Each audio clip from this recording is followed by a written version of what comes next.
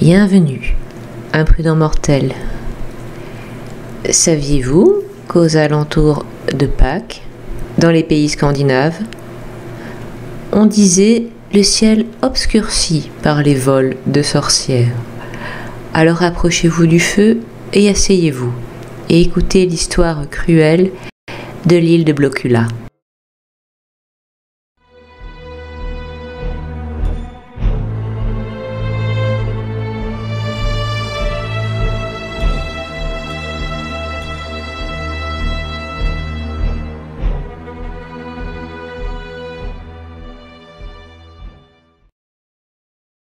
L'année dernière, en faisant une simple recherche combinant Pâques et sorcières, j'ai découvert quelque chose de très étonnant.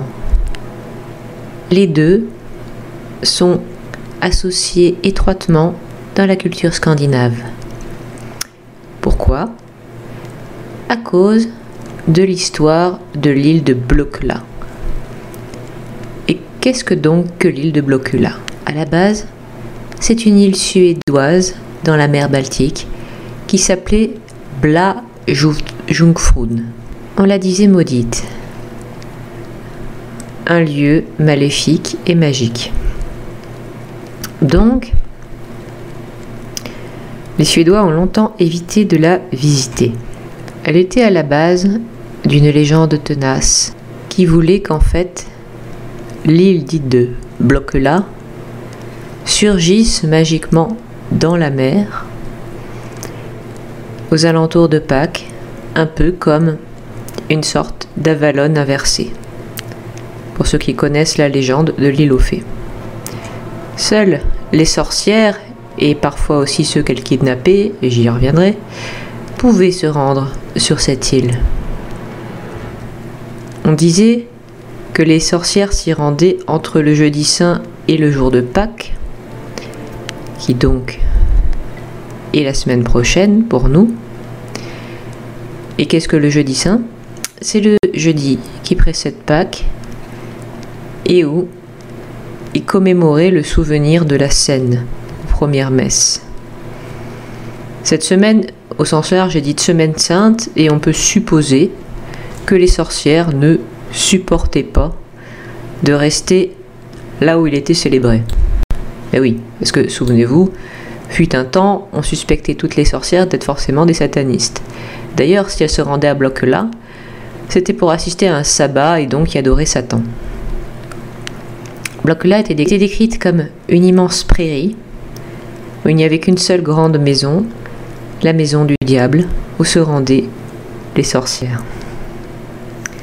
On ne s'y rendait que d'une façon, par un vol magique, sur un objet qui était le plus souvent un balai, et on prétendait que, quand venait la semaine sainte, les sorcières prenaient tout ce qu'elles pouvaient trouver, donc les balais, mais aussi des poteaux pour palissades, ou des fourches, ou des animaux comme des boucs, ou des broches. Et j'ai même souvent vu des représentations avec des coupes bordures. Tous ces objets pouvaient être volés à leurs voisins, et c'est pourquoi, dans les pays scandinaves, on cachait tout ceci quand venait la semaine sainte pour ne pas se les faire dérober. Mais ce n'est pas tout. On enfermait aussi les enfants chez soi parce qu'on prétendait qu'ils étaient aisément kidnappés. Bien sûr, on peut y voir des histoires pour inciter les enfants à rentrer tôt chez eux. La première mention de Blokulla était pendant un procès pour sorcellerie en 1597. Mais ce fut entre 1668 et 1676 que les chasses là-bas furent les plus intenses.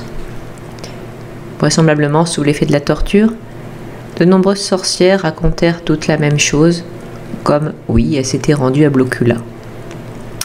Et elles l'avaient fait sur des objets tels que les balais, ou les broches, ou les chèvres dont j'ai parlé. Il était même possible, paraît-il, d'y aller assise sur le corps d'une personne endormie, notamment des hommes d'ailleurs. Les sorcières allaient chercher les enfants et d'abord leur proposer de venir avec eux. C'est plutôt courtois, mais il paraît que si les enfants refusaient, ce qui devait être fréquent, elles les kidnappaient et les emmenaient avec elles. À l'arrivée, les sorcières pouvaient laisser leur balai ou tout autre objet contre le mur d'enceinte de la maison du diable, et les hommes sur lesquels elles étaient éventuellement arrivées en chevauchant y restaient endormis tout du long. D'ailleurs, Blockula était réputé être un lieu où on faisait tout à l'envers. Donc, là-bas, ça voulait dire que c'était une société matriarcale et que les femmes dominaient. À l'intérieur, une grande table avec un festin magnifique attendait les sorcières. Elles avaient aussi chacune une belle chambre dans la maison. Bien sûr, les dites chambres, enfin bon, je ne vais pas vous expliquer, servaient à certaines réjouissances typiques des sabbats entre les sorcières et le diable après le dîner. Selon les témoignages, ce qui était servi avait un goût soit merveilleux, soit immonde. Quant aux enfants qui entraient et prenaient aussi place à table, certains racontèrent avoir vu un ange près de la porte qui les exhortait à ne toucher à rien, voire les retenait à la porte. Notez bien aussi qu'une fois Pâques passé, les sorcières raccompagnaient toutes les enfants kidnappés chez leurs parents, mais que ceux-ci restaient faibles et malades pendant une longue période. Les Scandinaves semblaient effrayés par les sorcières au point qu'ils imaginaient que c'était vraiment par volée entière que de très nombreuses femmes se rendaient sur l'île entre Jeudi Saint et Pâques. Notez bien sur les représentations que les sorcières scandinaves portent des vêtements colorés et des fichus plutôt que des chapeaux pointus. Cela se justifie par le fait que, en réalité, ce costume était celui de la plupart des femmes, en tout cas celle du peuple, et cela sous-entend que pour eux, n'importe qui ou presque pouvait être une sorcière. Toutefois, la psychose cessa et les persécutions avec. Mais l'on n'oubliait pas tout à fait le ciel obscurci de sorcières pendant la Semaine Sainte. Une coutume émergea peu à peu, et j'ai su que, par exemple, en Finlande, elle porte le nom précis de Virpominen. Sur Google, avec ce mot, on voit des enfants déguisés pour les filles en sorcières et pour les garçons soit en chat noir pour être assortis aux sorcières, mais aussi en des personnages propres à la mythologie de Pâques, comme les lapins et les poussins. Aujourd'hui encore, il existe une coutume.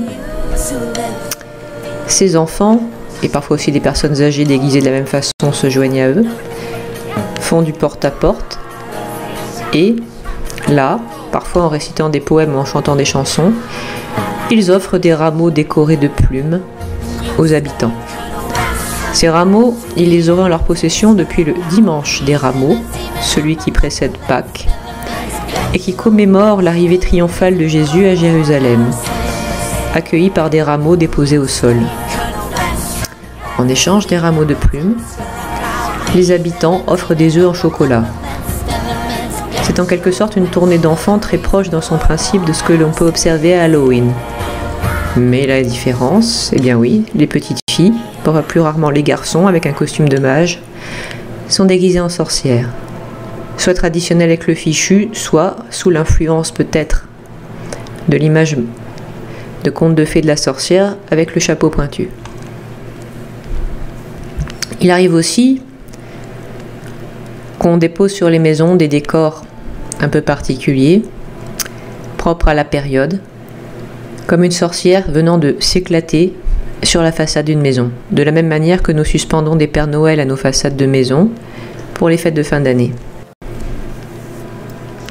Quant aux cartes traditionnelles, pour Pâques, elles ne sont pas vraiment décorées de lapins, de poules et de cloches, comme pour nous. Elles sont ornées, évidemment, de sorcières sur leur balai, parfois autre chose, qui volent, se rendant à Blockula, avec invariablement leur chat animal familier et aussi, très souvent, une bouilloire. Je me suis longtemps demandé pourquoi. La bouilloire d'ailleurs, qui est parfois accompagnée d'une corne destinée à boire. Et à quoi cela sert-il? Eh bien à rien, sinon à préfigurer les somptueux festins attendant les sorcières à Bloc-là. Les sorcières peuvent, entre autres choses, se retrouver assises sur un balai, et parfois, comme je disais, un balai accompagné d'un coupe. Et je n'ai pas vraiment compris à quoi ça servait. J'ai pensé à la manière de Baba Yaga qui effaçait les traces qu'elle laissait avec un tonneau, à balayer les traces, ce qu'elle faisait qu'un balai. Mais bon, là, je n'ai pas compris si c'était dans ce but que les sorcières volaient à la fois sur un balai tout en ayant un taille-haie à la main. On observe toutes sortes de variantes cocasses dans les cartes à mesure que l'on avance dans le XXe siècle, et toutes sortes de détails récurrents que je ne peux malheureusement pas toujours expliquer. Du style, tiens, pourquoi les sorcières mettent si souvent un ruban rouge au cou de leur chat familier? Ça, je n'ai pas vu pourquoi. Comme je le disais, bon nombre de détails cocasses, donc, ont contribué à rendre sympathiques ces sorcières représentées, soit sur des cartes de vœux, soit sur des décorations typiques à suspendre chez soi. Parfois, on peut les voir vêtues plutôt, à la mode d'ailleurs de l'époque, comme ces exemples de sorcières victoriennes, et on peut voir aussi que le chat familier rendu géant peut servir de monture. À mesure que la technologie avance, elle se retrouve parfois prise dans les antennes de télévision. L'une d'elles a l'immense surprise de trouver un petit chien astronaute sur son balai, un hommage probablement à la conquête spatiale et au fait qu'on venait d'envoyer la pauvre Laika, premier animal dans l'espace, en 1957 à bord d'un appareil Sputnik. Il a même pu arriver parfois que les sorcières croisent des avions, voire décident de prendre l'avion plutôt que leur balai pour voyager avec plus de confort. Dans d'autres cas, les préparatifs vont bon train et les sorcières font briller leur bouilloire de cuivre avant de partir, semble-t-il contre le gré de leur mari ou à leur nez, à leur barbe. Mais il y a aussi des cas où, très gentils, ceux-ci leur donnent le balai, la bouilloire et bonne route ma chérie, je suppose. Non sans malice, les sorcières, comme cela leur est arrivé avec la fin du XXe siècle, sont parfois rendues plus jolies et plus jeunes, avec un style de vêtements effectivement très différent. Elles peuvent être victimes d'accidents en route, trouver une manière originale de voler, quand, parfois, tout simplement, elles semblent être plus gentilles. Une tendance héritée, encore une fois, de l'époque moderne au XXe et au XXIe siècle. Je suis ainsi tombée sur une carte où, ne semblant pas du tout contente de le voir, une sorcière chasse au contraire un démon à coups de balai.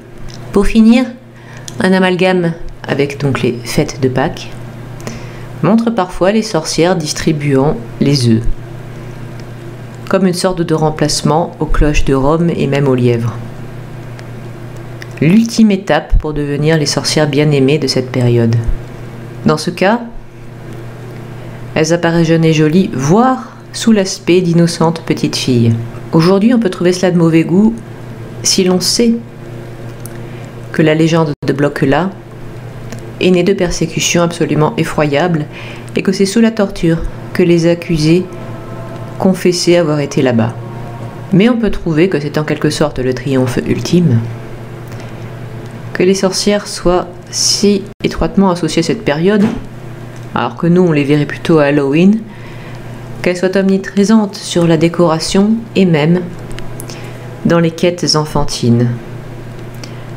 Hommage étonnant des enfants de s'habiller comme elles, alors que, voici quelques siècles, on prétendait bien au contraire qu'ils risquaient l'enlèvement par ces mêmes sorcières qui le représentent actuellement. J'espère que cette histoire vous aura intéressé et vous donne rendez-vous la semaine prochaine. Si vous voulez me soutenir, voyez le lien en description de Utip et Tipeee et du Ko-fi. N'oubliez pas de vous abonner, de mettre un pouce bleu, de commenter, de regarder sous votre lit avant d'éteindre la lumière. Au revoir, imprudent mortel.